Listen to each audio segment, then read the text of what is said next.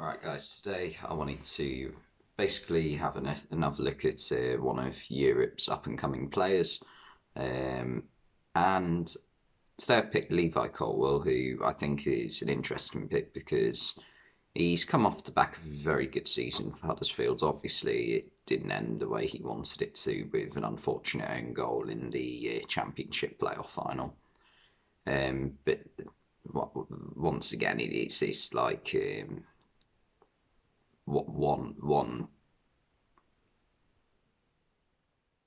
unfortunate moment can ruin a whole season. Well, in my opinion, it doesn't. It, like, over the course of the season, he's shown that he's going to be a very good player, and I think he'll get a chance at Chelsea next season. Obviously, with Chelsea being a team that play free at the back, and they've currently got a centre back problem with Rudiger having just joined Real Madrid.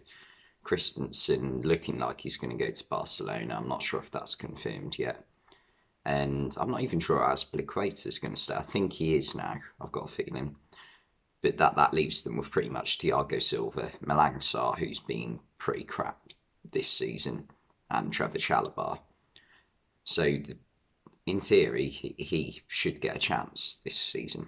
And I think he 100% deserves it. From what I've seen of him, I've seen people compare him to John Terry. I don't think he's John Terry at all. I think he's very different. If anything, I think he's more Ferdinand than Terry.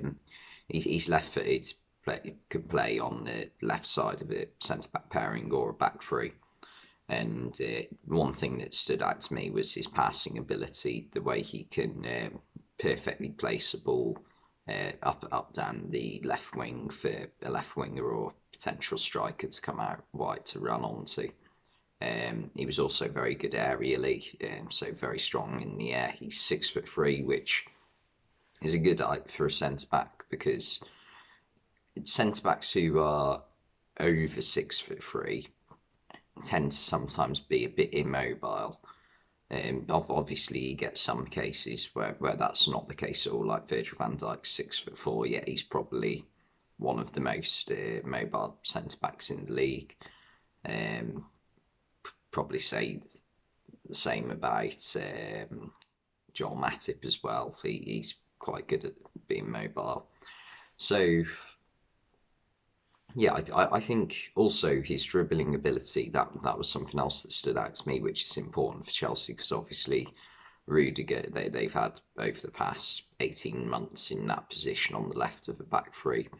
Obviously likes to run forward with the ball, which is something that Colwill can do, as he's really relaxed on the ball.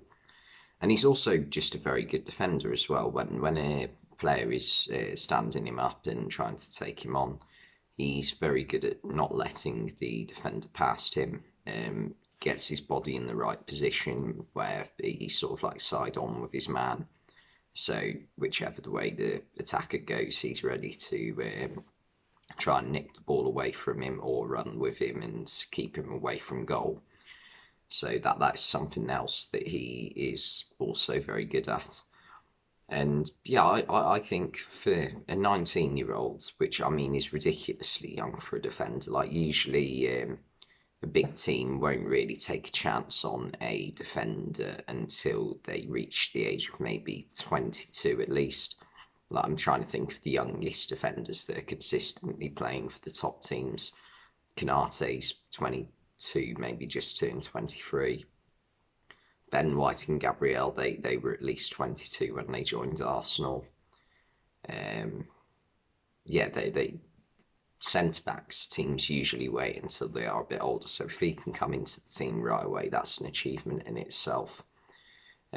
So yeah, I hope Chelsea do give him a chance next season, because I think it could save them a hell of a lot of money, because they've already made big mistakes in selling Mark Guehi to Crystal Palace and Fikayo Tomori to AC Milan. Yes, they got £50 million for them both, but they need them now, don't they? So that's a mistake. Kurt Zouma you could throw into that list as well, although I'm not sure if that's good PR for anybody having him in their team.